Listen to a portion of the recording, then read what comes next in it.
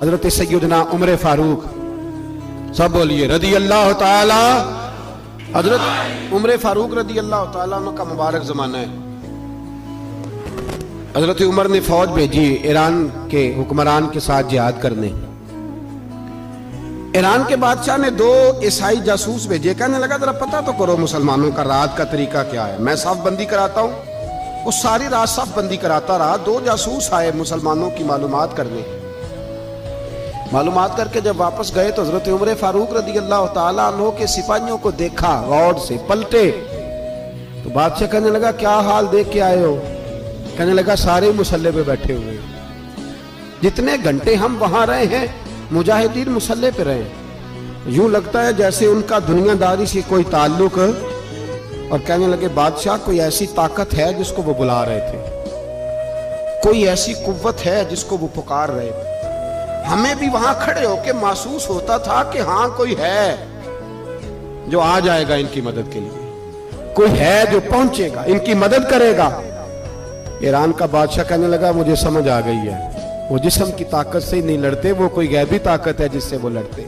حضرت عمر بن جموع رضی اللہ تعالیٰ عنہ میدان احد میں 4 بیٹے لے کے آئے۔ کتنے بیٹے؟ بول کے بتائے۔ 4 بیٹے لے کے عمر بن جموع آئے، اور خود ایک ٹانگ سے لنگڑے سے آبی ہیں، ٹانگ چھوٹی ہے۔ حضور کے سامنے کھڑے ہوئے کہا محبوبہ میرے 4 ہی تھے، میں 4 ہی لے آیا ہوں، قبول کر لے۔ تو حضور نے فرمایا تو کیوں تلوار اوڑے آیا ہے، یہ تو نے کیوں گلے میں اسلحہ ڈالا ہوا ہے؟ کہا یا رسول اللہ میں نے بھی تو جانا ہے نا۔ تو حضور نے فرمایا 4 بیٹے جو ہیں۔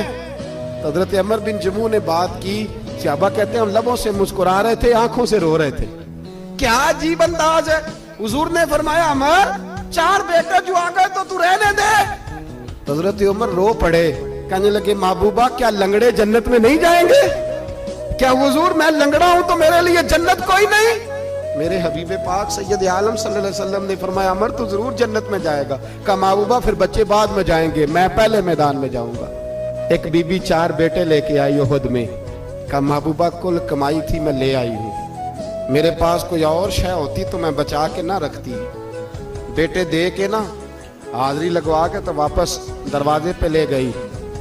تو حضرت سیدنا عبداللہ ابن عمر فرماتے ہیں بی بی بول رہی تھی تو میرا جذبہ جہاد بڑھ رہا تھا، اپنے بیٹوں کو کہنے لگی میں تمہیں حضور کے پاس چھوڑ کے جا رہی ہوں، جب تم میدان میں گرو گے تو میں تمہیں دیکھنے آؤں گی، دیکھنا تمہاری پشت پہ کوئی زخم نظر نہ آئے، جتنے تیر کھانے ہوئے سینے پہ کھانا، اتنے تلواروں کے نیزوں کے زخم برداشت کرنے ہوئے یہاں کھانا، پشت پہ زخم نظر نہ آئے۔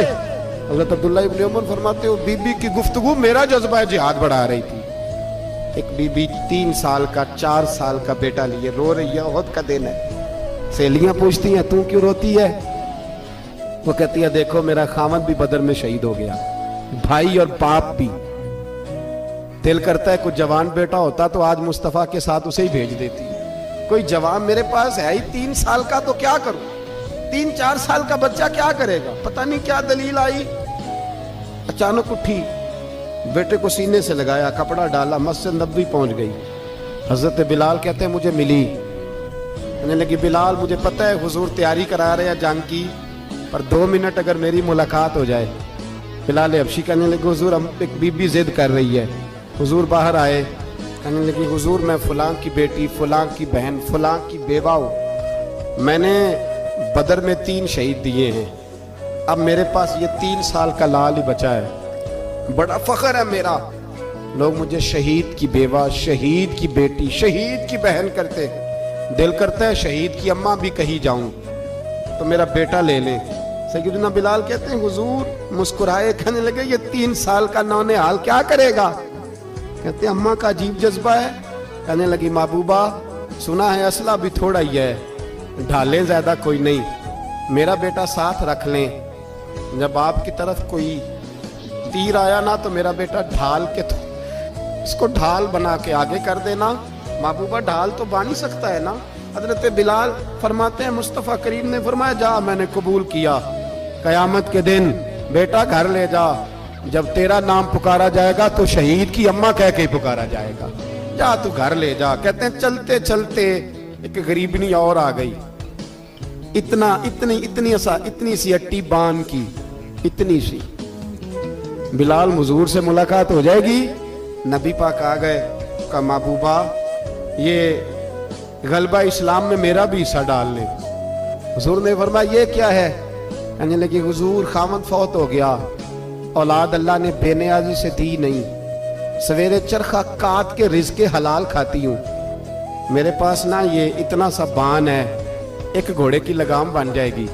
महबूबा हिस्सा तो डाल जाएगा ना दीन के लिए, मेरी कबूलियत हो जाएगी। मेरे हबीब ने हाथ उठाए और दुआ मांगी, कहे अल्लाह जितना तू मैदान के मुजाहिदों को अजर अता फरमाए उतना इस गरीबनी को भी अता फरमा, उतना इसे भी देना। भाई ये जज्बे थे, ये रंग था उम्मत मुस्लिमा का, इसलिए काफिर घर में बैठ के कांपा करता था। अब उसे पता है ये एसी वाली कार से नहीं निकल सकते, उसे पता है कि हमने इन्हें बोतल पे लगा दिया है, अब ये पेप्सी मरिंडा और ये पी के खाने के साथ तो ये मस्त रहते हैं, अब ये नहीं निकल सकते घर से, हमने इन्हें उन चीजों पे लगाया है जो इनके वजूद को खोखला कर रही, अब कैसे मैदान में निकलेंगे। वो इसलिए नहीं डरता कि वो तेरी आसाइशों, तेरी जिंदगी में आने वाली सहूलतों से आशना है। मौत बिस्तर पे भी आ जाती है, लेकिन जिसको मैदान में आती है वो सारी जिंदगी जिंदा रहता है, वो सारी जिंदगी जिंदा रहता है। भाई मरना तो है, लेकिन अगर जिंदगी दीन के काम आएगी तो अमर हो जाओगे, बच जाओगे।